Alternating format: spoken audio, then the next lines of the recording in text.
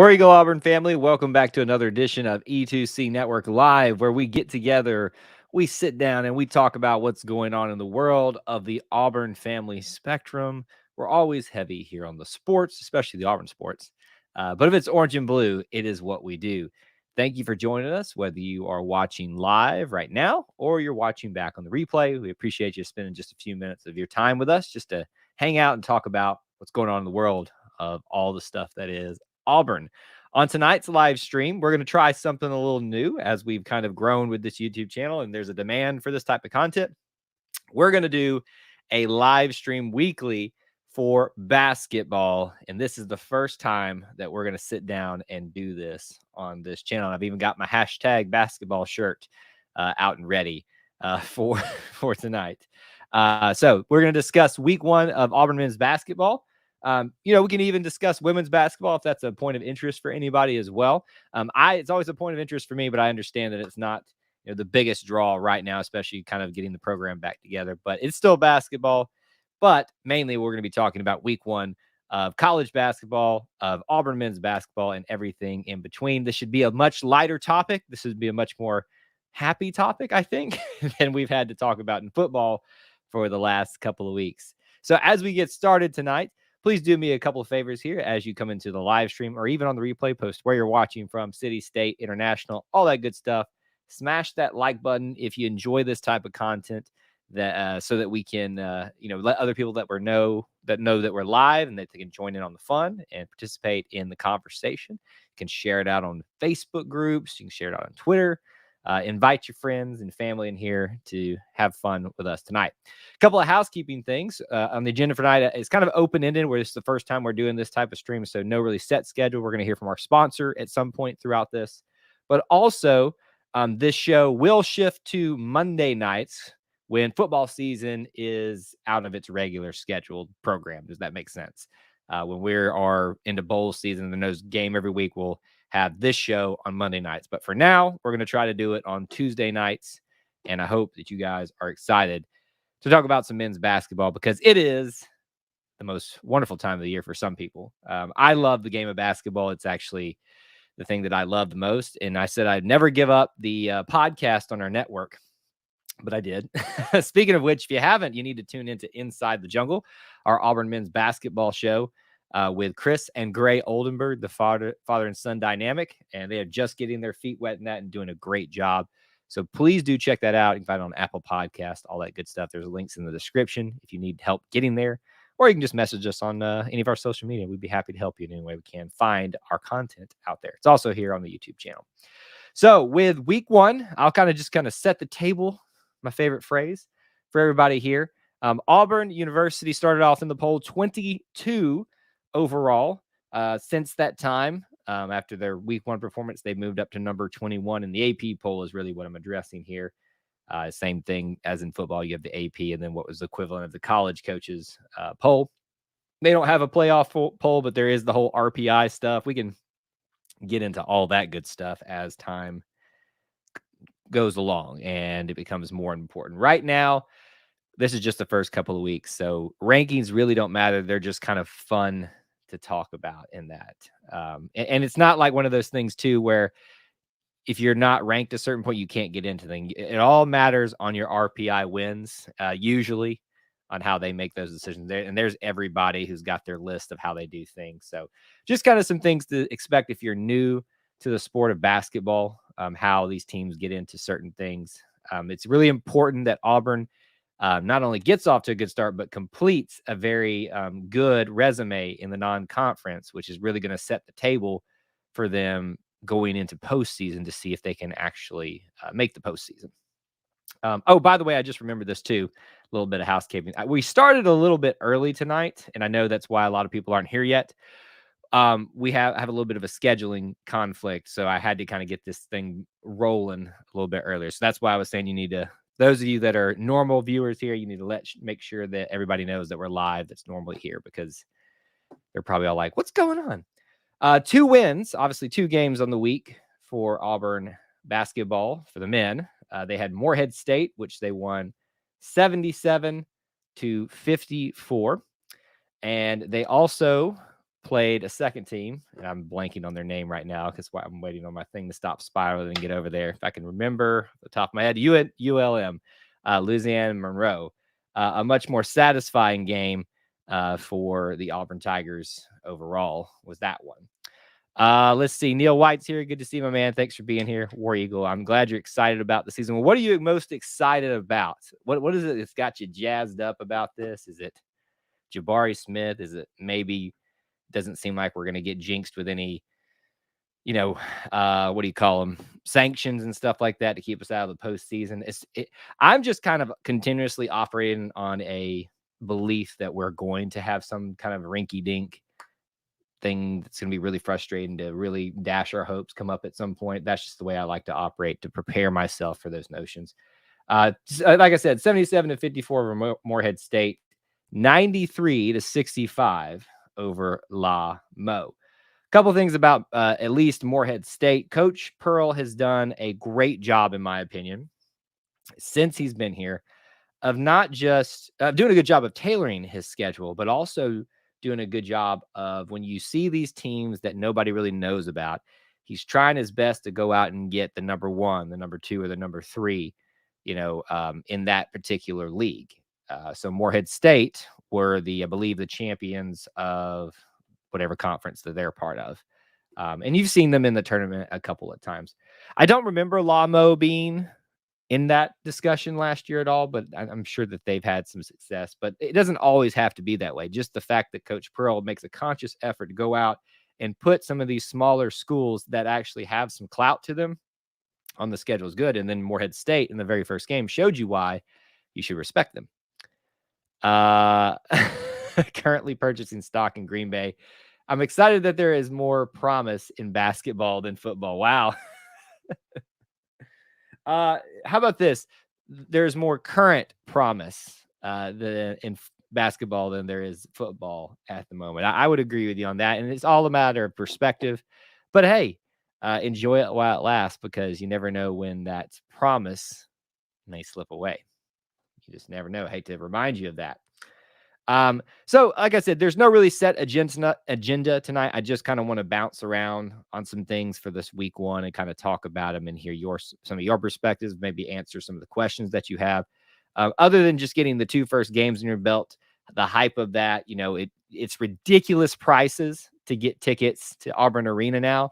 I think you could find them on StubHub for like $70, and those were up in the nosebleed section. That was for ULM, La Mo, which is just horrendous. Like you can also buy the 20. I shouldn't say this because y'all going to go buy them all up from me. The standing room only seats, which are usually like $20. You don't have an assigned seat, and you're not technically supposed to sit anywhere, but I always do by like the second half. Those are getting eaten up. So you need to decide if you're going to a basketball game and just go ahead and buy the tickets, even if it's standing room only, because if you don't do it now, you're not going to get one. It's not just the hype of where this team might be able to go this season. It's the hype of players like Jabari Smith, Wendell Green Jr., Walker Kessler. It's going to get interesting when Allen Flanagan gets to come back. That's going to be even more interesting there. Lots of potential first and second round draft picks for the Auburn Tigers. I'm clicking on, trying to get my little screen over here to work, the first game so we can maybe talk about it a little bit. I think the big storyline from that one was the emergence of the point guard position with Wendell Green Jr. Had a great game. And it made people, and maybe I am stepping out here, but I think I can make this fair assessment, made people feel like we were seeing a combination of Sharife Cooper and Jared Harper. Whether, you could make any different case for why it felt that way. But I think it's a fair statement to say that he has the shooting ability of Jared Harper with the playmaking ability of Sharife Cooper. Had a great, outstanding game. Trying to pull up his stats here. Wendell Green Jr. played the most out of everybody, 28 minutes. He was 8 for 17 from the field, 3 for 8 from three-point land, 19 points overall, leading the team completely, and especially the starters. Your starters for that game were Walker Kessler, Jabari Smith, Devin Cambridge, Wendell Green, and Zep Jasper. It's an interesting starting lineup because obviously the Allen Flanigan injury makes this, probably going to change at some point. I think we're all assuming that Allen, once he's completely healthy, is going to be back in the starting lineup. A lot of us see Zep Jasper as, the second point guard in that, and to see him as part of the starting lineup, even this early, is a little bit weird. But hey, he's making a case for that he should be in there. Not necessarily offensively. He only scored 1 point on the Morehead State game, but defensively, that's good. And that's kind of what you want, right? So think about this. So let's imagine a scenario where Allen Flanigan comes back. He's inserted into the lineup. So let's assume the starting lineup then is probably a Wendell Green, Devin Cambridge, or KD Johnson, Allen Flanigan, Jabari Smith, and Walker Kessler. I think most people would assume Zep would roll back into the sixth man position coming off the bench as that backup hybrid combo guard, but really a point guard backup there.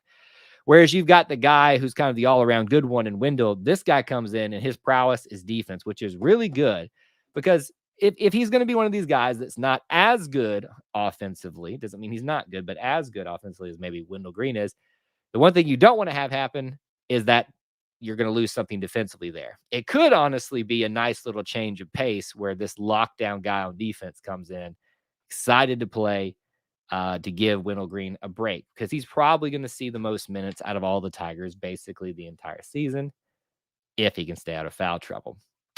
That was very pedestrian nights for Walker Kessler and Jabari Smith in that very first game. Nothing really to write home about, nothing really to get excited about. They, it is what it is for them. They just kind of had 6 points for Kessler, Jabari Smith for 8. And they had pretty significant amount of times. They're getting their feet wet, trying to figure this thing out.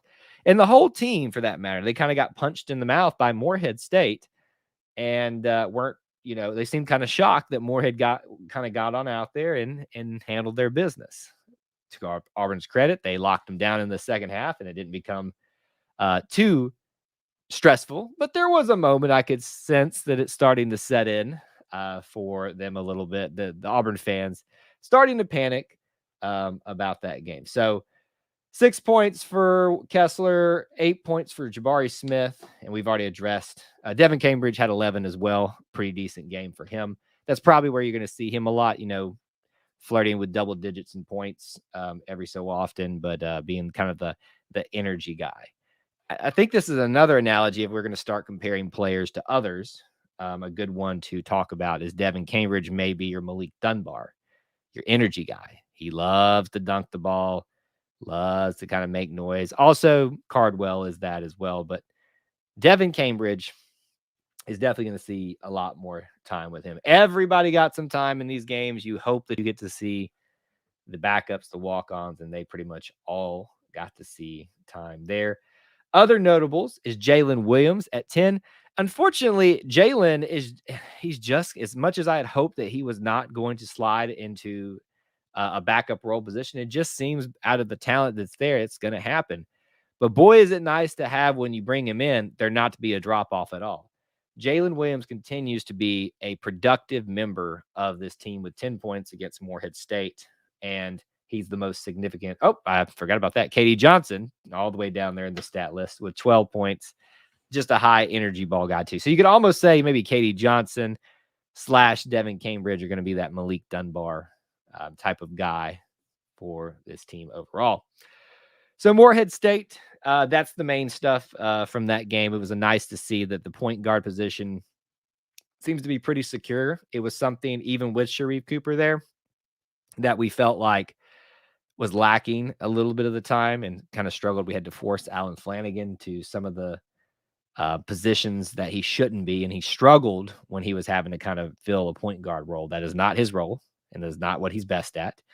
He's a shooting guard, and that's where he needs to be. So thankfully, it seems between Wendell, Zep, and let me just tell you this. You haven't seen him play yet, which I think is a shame, but the way that he performed in the blue-orange scrimmage, Michael Whitmore, I believe he's a walk-on, preferred walk-on. Forget where he came from. Boy can ball. and boy can play. And if he doesn't see some time this year, I'm going to be very disappointed. Just to know that we've got a capable group of point guards makes me feel a lot better about this season and this roster overall. If the Morehead State game is any indication for you, this is a very talented team with high upside, but they are still trying to put this thing together. They basically not survived, but willed this game by their sheer talent. There wasn't a lot of establishing of the offense and stuff in that first game, and it's going to be interesting to watch throughout the season how they establish not just their run and gun, the fun and gun offense that Bruce Pearl likes to like, but when they're set in the half court, when they're actually brought the ball up, settle in on it, and how is that going to start working there? So that is Morehead State. If you all have any impressions about that particular game, please let me know things that stuck out to you and things that you took away from all that. Unbeaten Lake says Charles Barkley will probably always be the best player we've had because he stayed all his years. Did he stay all of his years? I thought he left 1 year early.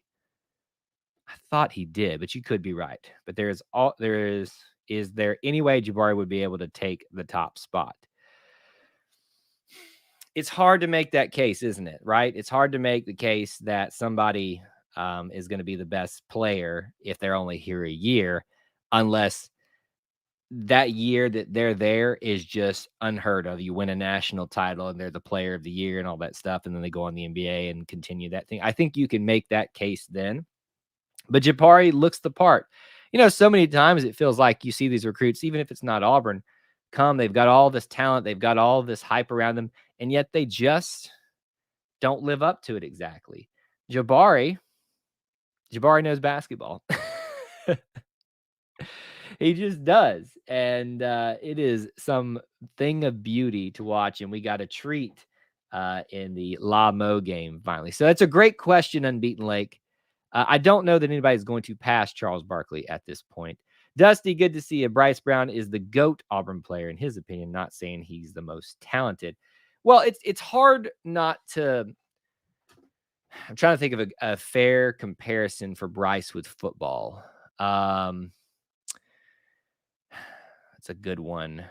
I was thinking the Nick Marshall route, but no, I think he's the higher, place than not that Nick. I'm kind of stumbling all over myself here. It'll come to me, but he's that type of player that was here throughout the whole system, right? He was forgotten. Bruce took a chance on him and it worked out. And he proved to be one of the best shooters that Auburn has ever seen. So he has solidified himself as one of the best Auburn basketball players that we've ever seen, like Jared Harper has, like Sharif Cooper has, like I'm sure Jabari is going to at some point. Up there with the Persons, up there with Charles Barkley. But it's hard to make that case, in just 1 year for players like Jabari. But Bryce Brown with being here, it's just a really special feeling. All right, let's take a quick second here. I want to thank our sponsors for this live stream. As always, you've known this November, we have had our live streams especially sponsored by Manscaped and Manscaped.com. They're the global leaders in men's grooming, and they've got several options for you to take advantage of. With Thanksgiving coming up, you want to be thankful and have your shopping done early with all of this stuff, with shipping being delayed and all that stuff. Go ahead and take care of that now because they've got some really good deals over there for you at manscaped.com. You can take advantage of our exclusive code E2C. That's the letter E, the number 2, the letter C, all capitalized, at manscaped.com. Talked to you a lot about several of the products from this year. We've talked about the Lawnmower 4.0. Today, I want to mention again their body wash that I have tried. And I love it. And the most important thing is that it is wife approved. That's a big thing for me because if you walk around this house and you don't smell good or you smell too good, if that makes sense, that's a problem. The scent, the whole package with the body wash is the perfect thing. It's just the right amount of everything. And I love it. Use it every single night here at the E2C Network headquarters. And it comes in a very convenient bottle with a little push top.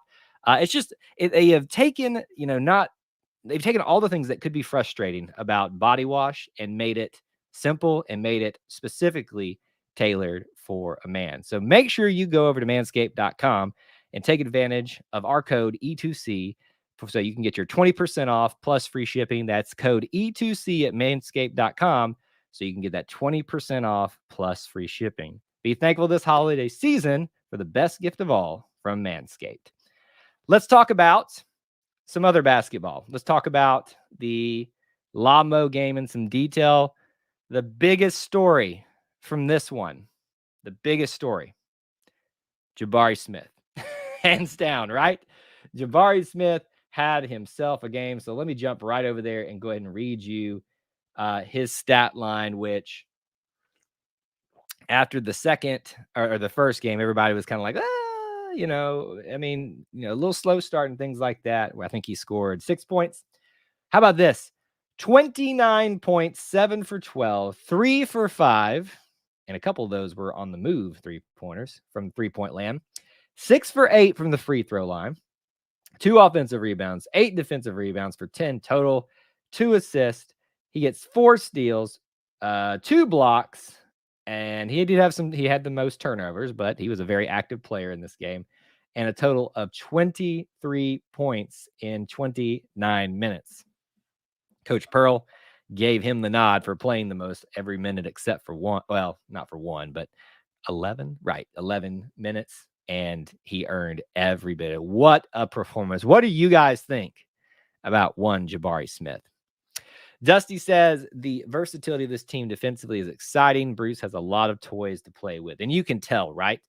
If you've been paying attention to him discussing, whether it's in a press conference or an interview or anything like that, you feel like he's holding back a little bit. And I'm not saying that to get your hopes up and say that this is going to be a championship run.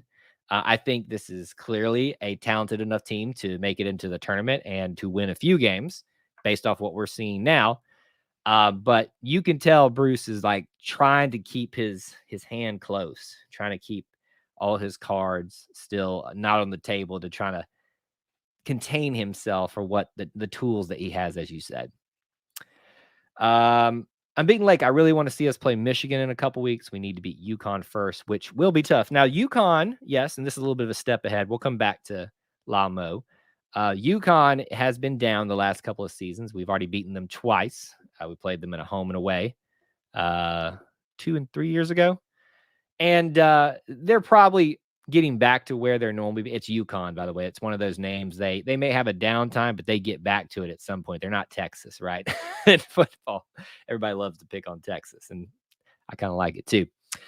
But yeah, I would love to see Michigan. I am a huge fan of Tom Izzo. When I do bracket challenges, I have 2 rules. Never, ever, and of course that's been proven wrong recently, count on Gonzaga to win it all. I know. And also, never, ever, ever count out Tom Izzo in Michigan State. One of my favorite coaches there. They're always, I find excuses to put them further in the bracket challenge. So I'd love to play Tom Izzo. Of course, then that means we might lose. They're going to be really, really, really good this year. Neil says that Jabari is fun to watch. That is the understatement of the year. Loyola Chicago would be a good matchup too. Yes, I would love to. That'd be a good one for that one as well. Big Simp in the house. Good to see you. He says, "What's up, B-ball? Yay!" That's the least we could say about this. We're all excited about that. It's much more satisfying right now than football is altogether. All right, LaMo. This is a game that I don't think that Auburn ever trailed in. In fact, was it 11 minutes before, I'm trying to remember, 11 minutes before Louisiana-Monroe even got into double-digit points. I think they were stuck at like 6 points forever. Auburn came out and just the hype of that Friday night, it was a football weekend. Crowd, and the stadium was packed. Everything was sold out. Standing room only too, as I said. You couldn't even get there for the drink rail tickets. I tried to, trust me. And they gave everybody a show. Well, Jabari gave everybody a show, but the whole team did as well. He by far has the best night. Wendell Green Jr., 15 points. So he kind of follows up on that, being the second or fourth leading scorer on there. I'm looking back at our bench here. that is something that's very encouraging now that I'm being reminded of it. One of the big things that Gray and I, when we were doing the discussion last year on the podcast, again, he and his dad are doing that now, was that there needed to be production from the bench. And that was something that's kind of been a theme over the last couple of years with men's basketball. There was these big players in the startings, but there had to be more production from the bench. Well, if you're starting, or if your bench is consisting of guys like Jalen Williams, KD Johnson right now, eventually he's probably going to have, a Zep Jasper on it. You're going to get production from your bench, and it's going to be really, really good. Russell's in the house. Good to see you. Thank you, sir. Appreciate you reminding people to smash that like button and let them know that we're live right now. We did start a little early. For those of you that are just now getting here, I see a bunch of you popping in. I have a schedule conflict potentially, so we're going to probably be done, if not before then, by 8:30. But I wanted to make sure we got this show in tonight because I'm excited to talk about some basketball clearly on right here. All right, here's your other leading scorers. It was Jabari Smith with 23, KD Johnson with 18, Chris Moore. Forgot that we haven't talked about Chris Moore enough. It's a good guy you want to have on your team. 16, and then Wendell Green Jr. with 15. The rest of your starters, Kessler only with 2 points, Devin Cambridge with 2, and Zep Jasper with 6. Let me take this second here to talk about Walker Kessler. And I was discussing this a lot in off-season times when we were celebrating he was getting here. Everybody was saying that Walker Kessler is going to be a one and done. And he very well may be. He's got the talent to do it. But I kind of see this guy as another year person. And I think maybe because he'll have such a good time here is part of the thing. But, I don't see him putting up a ton of the points. He's a guy that if you look across his stat line, it's going to be evenly killed. He's going to have, enough points. He's going to have some blocks and steals. He's going to have all the rebounds and stuff like that. But overall, he's going to give you a more consistent game, even though it's not as flashy on the stat line. So I could see him not having enough hype to warrant leaving this year. But if he does, that's good for him and that's good for Auburn, right? So you can't really get mad at that if that happens. But that's what I've seen from him the first 2 games that kind of is tracking what I was thinking about him overall. Devin Cambridge with only 2 points. I guess one of the things I'd like to hear from you guys is, and this is not a knock on Devin, do you see him staying as part of the starting lineup? Because I think most people assume, as we talked about at the very beginning of the show, Alan Flanagan would probably take over that spot from Zep Jasper, and Zep would be the true backup point guard, then kind of giving Wendell Green a legitimate backup and him working him in more than just that. But having that option to get Wendell some more time there. I don't know. What do you guys think? Is Devin Cambridge going to stay in the starting lineup? He's kind of bounced back and forth between that before. He certainly has the talent, but I don't know if, there's going to be a time where KD pushes him for some more starting time. I mean, look at this. 16 points from this guy. Talking about KD, 4 rebounds. He is just high energy, completely everything to the wall. And wants to be out there. And it's a cool story. We just seem to poach Georgia players, no matter what the sport is. And the athletes just want to come here instead of Georgia once they get a taste of what it's like over there. Again, they got all of the guys in, the walk-ons, most of them, to be able to play. Still waiting to see my boy Michael Whitmore get in there and have some time. Big Simp, is this an Elite 8 team with the depth we have? Okay, I said it a little earlier.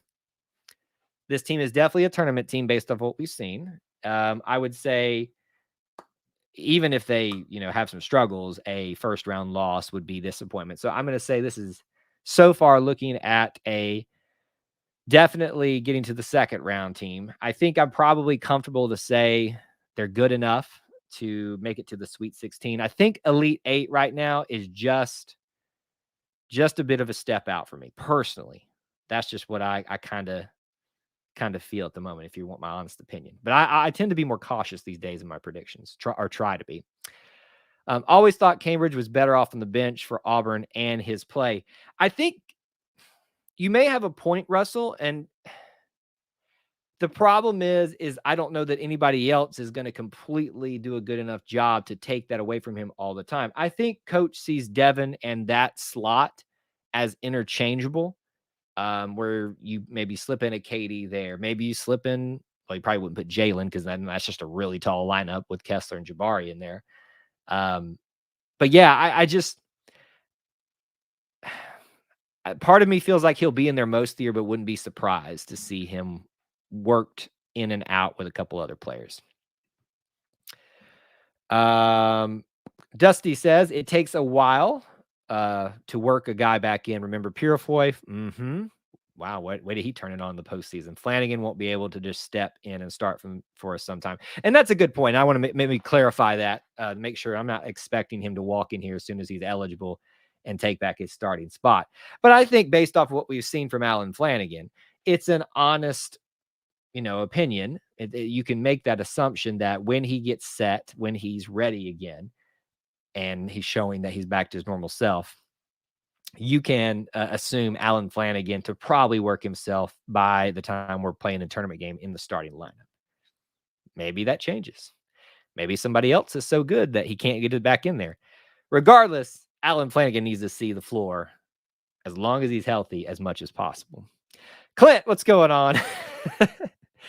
Can't work, man, when this is your full-time job now. Or I have to work when it's my full-time job.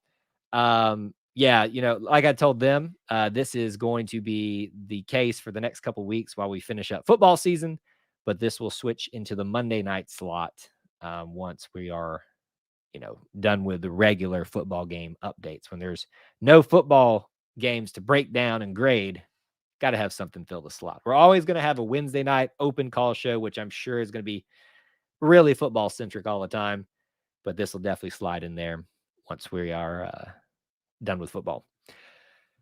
Unbeaten Lake stepping out, saying we're going undefeated, and I'm knocking on every piece of wood on this desk at this moment because of what you just said right there, sir.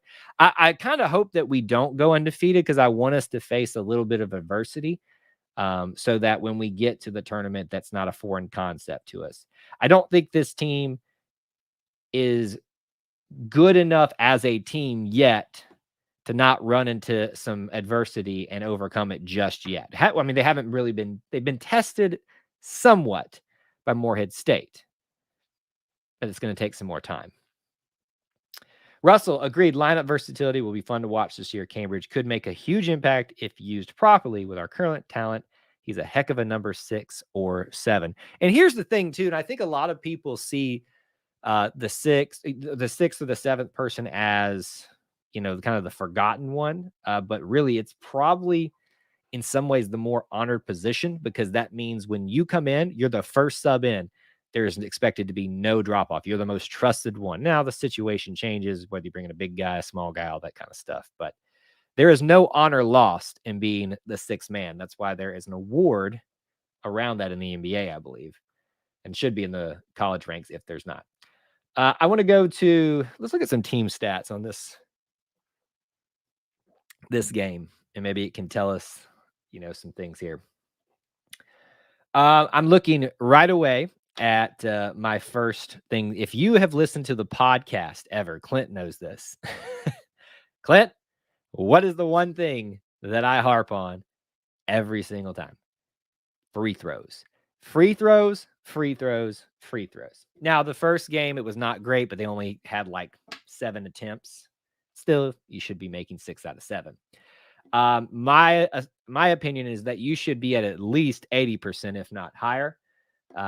They are roughly there at 78%. They made 25 out of 32.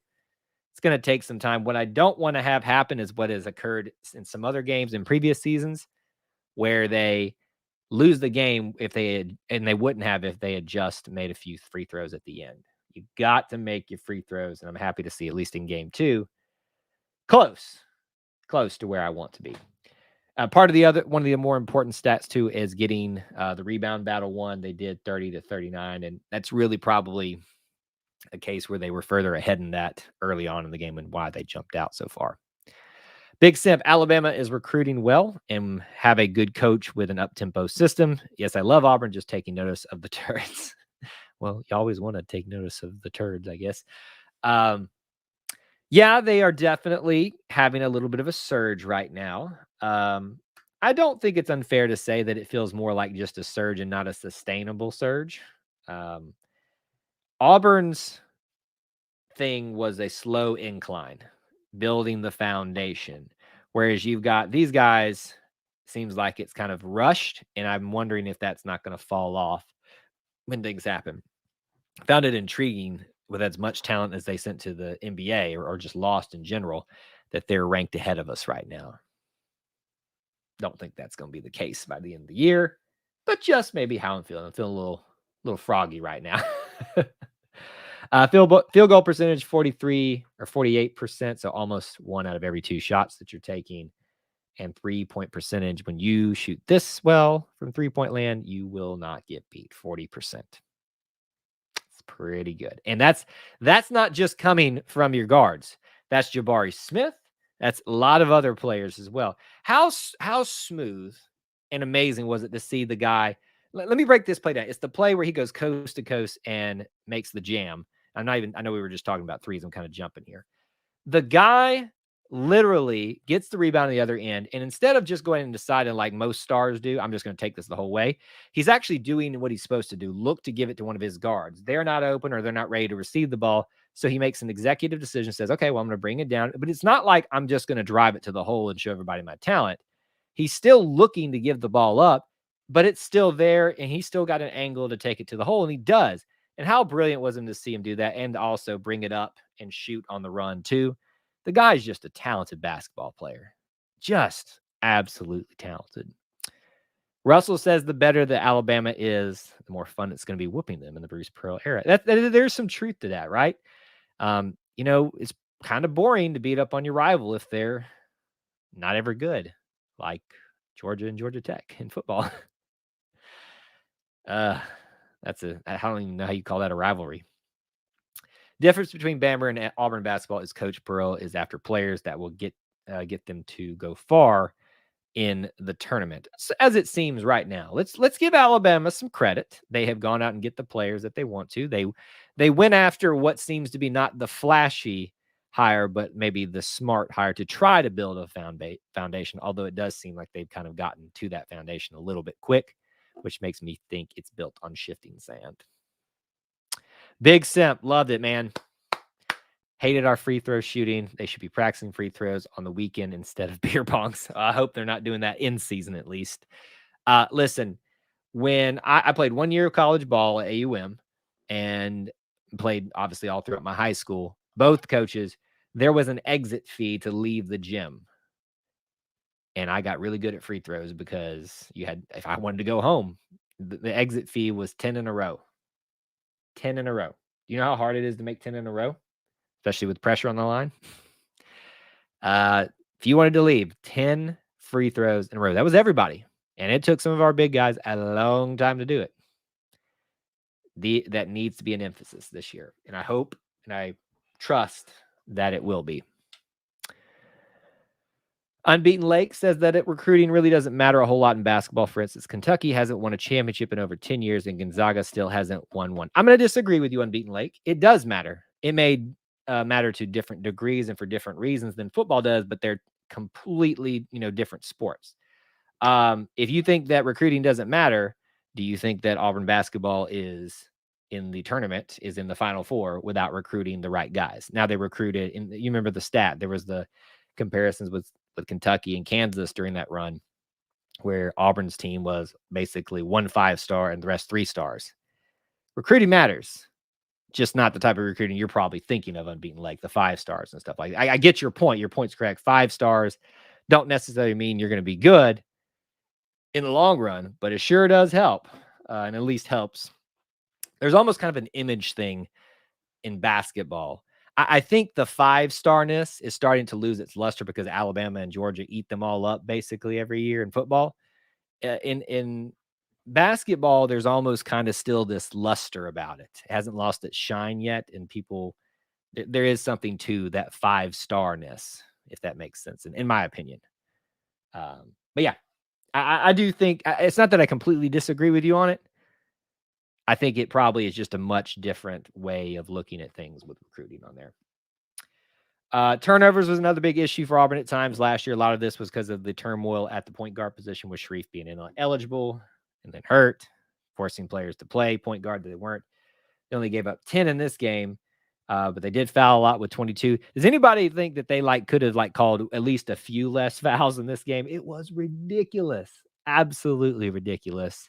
And Auburn's largest lead on the game was 28. Russell says, see your point, it matters, but the coaching can push the lesser ranked players most of the times to better recruits. Absolutely. It's not about how many stars you have when you were brought here. It's how many stars you have when you left. If anyone in their right mind wants to argue that Jared Harper left here as a 5-star or didn't leave here as a 5-star, you're out of your mind. Just because his size kind of limits him a little bit and getting solidified in the NBA doesn't mean that he's not a 5-star. All right. We're going to wrap up here in just a few minutes. Get your last minute comments, questions, derogatory rebuttal. I want to know from you the next couple of games coming up that we have. I think UCF, if I'm remembering that correctly. I know we play both USF. Maybe it's USF and UCF at some point this season. And that Bahama tournament is coming up very, very, very soon. All right. I got it right here in front of me. This Friday, I believe. Yes. We're going to be playing at South Florida. Interesting to go there. But as our guys on the basketball podcast pointed out, could be strategy by Bruce Pearl, since that is where the one of the tournaments is going to be this year. Then we'll have another almost week off when the Bahama tournament will begin right over the Thanksgiving holiday. And we'll see what happens with that one, because you got UConn. If you win, you're going to likely play teams like Loyola Chicago, maybe make your way up to a Michigan State, things like that. Very excited for that tournament. So we're going to have a fun and interesting discussion the next couple of weeks for Auburn's men's basketball. But great start, 2-0 on the year. Good way to start off. Please, guys, do check out the podcast on Apple Podcasts. You can just search up E2C Network. You can also find it here on the YouTube channel, but I know sometimes it's much easier just to click it in on any of your podcast apps of choice and listen to Gray and Chris, some great insight. And who doesn't love the father-son dynamic? Neil apparently is invested in the Falcons. I think Neil's going for the Falcons score at the half in the Super Bowl. Oh, I got you. Total of 40 fouls. That's a foul a minute throughout the entire game. That is a situation where the refs really affect the game. They shouldn't. Thank you, Russell. Appreciate that. Yes, we will be going live tomorrow for our normal football show, where we look ahead to the next game, that being South Carolina. Ooh. Unbeaten Lake asked, does anybody think that Gus will show up? Yes, he will be there because he and Bruce are very good friends. If you don't remember, Bruce actually made a point, I think it was his first game, and back in their home stadium in UCF, went down there to watch the game. And listen, I don't think Unbeaten Lake meant it this way, but there's a lot of animosity about there by Gus. You should take, if you think that Bruce Pearl is the end-all be-all, you should take a page out of his book and treat Gus the way that he does. He'll be there simply because Bruce is there. And we should treat him with respect because he still is a member of the Auburn family, even though he's somewhere else at the moment. I wish we could play Duke and send Coach K out with a whipping. It would be nice, right, to get out to send him off with that, but we'll have to wait and see. But yeah, let's see. It's more than like this. It's more than 5 people in here. Y'all like this guy's content anyway? Okay, I don't know what that's about, but anyway. All right, thank you guys so much. I do have to head off. Again, we'll be doing this next Tuesday night as well. Until we switch it back to Mondays when football is done. But thank you guys so much for being here. Tell a friend, invite a friend here to the YouTube channel, the podcast network, anything. Use our code E2C at manscaped.com and support them and thank them for supporting us and these live streams. Till we talk to you guys again,